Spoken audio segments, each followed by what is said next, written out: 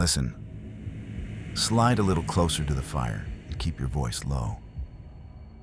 I'm going to tell you about a man who used to walk every night at 3:07. Not 3 o'clock, not 3:10. 3:07. If you think the exact minute doesn't matter, you've never worked nights. This happened in a small American suburb, the kind that pretends it's asleep by 11, but never truly is. Porch lights, sprinklers that cough to life after midnight, a gas station that sells coffee which smells like hot pennies. It's a web of short streets, the same houses in 3 colors, the same dogs announcing the same leaf blowing down the same curb. And cameras. Everywhere, cameras. There's a corner store on Maple and 3rd. The owner, Mr. Who, points one camera down the cereal aisle and the other out the window. Across the street, the laundromat's dome camera catches more parking lot arguments than clean socks. At night, those cameras don't sleep. They hum and write the town down to hard drives nobody ever checks until they do. The first person who noticed him was a stalker named Eli, who worked nights at the corner store. Eli was quiet, gentle with broken jars, the kind a boss trusts with a key.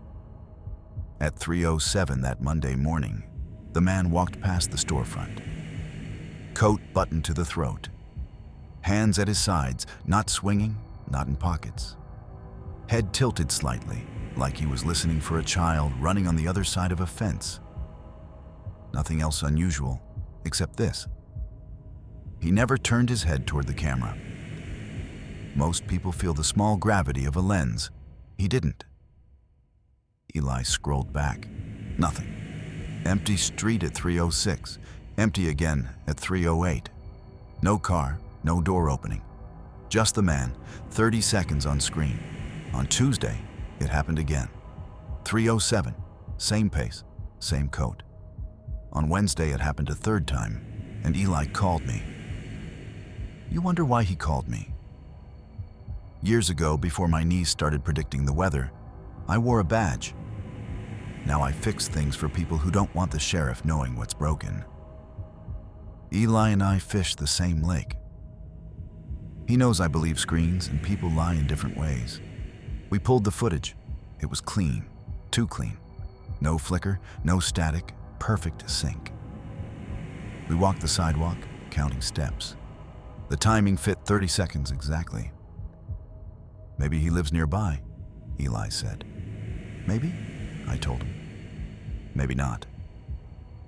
On Thursday, I went to the laundromat. The clerk showed me the overnight footage. 3:07. There he was again, smaller now, near the edge of the lot. Same coat, same angle of the head, same refusal to look at the camera.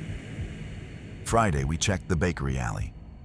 The baker complained until I fixed his motion light. The footage showed the man again at 3:07, passing through the narrow end of the alley. Closer now. The coat looked older, smooth where it should crease. I made a map, laundromat, store, bakery.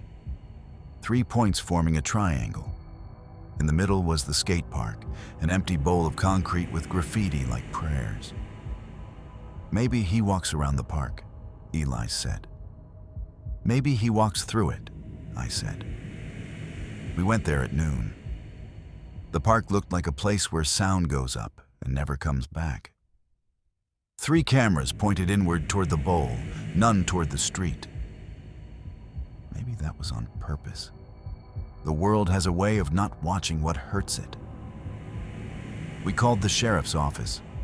The desk sergeant put us on hold twice, then promised to pass it along. That means he threw away the note the second it hit his desk.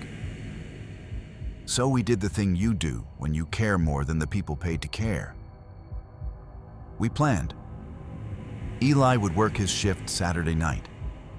I'd sit in the back room with the screens, a thermos, and a notebook. If the man came, I would step outside and meet him face to face. I'm not a hero. I just prefer my ghosts with names. 3 o'clock came. The town sighed the way towns do before dawn. The screens showed moths, a fox near the trash, a balloon limping down the sidewalk. We didn't talk. We waited. 3:06. If you want to know what waiting is, count out 60 seconds with your teeth clenched.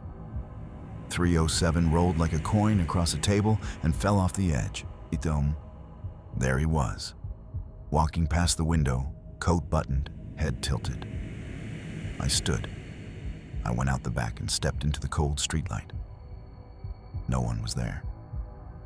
Just the night, holding its breath. I checked the cameras again. He was still there, walking, calm as if the night was his. But outside, the sidewalk was empty. The cold air hummed against the windows. Eli leaned close to the monitor and whispered, "He's right there, man. How are you not seeing him?" I stepped forward again, this time down the center of the street. The lights flickered once, then steadied. The air smelled faintly like rain and electricity, like something waiting to happen. Then I saw him, standing in the intersection, 30 feet ahead, motionless, head still tilted. He wasn't facing me, he was listening. I took one step forward. He turned, not his head, not his shoulders, just the eyes.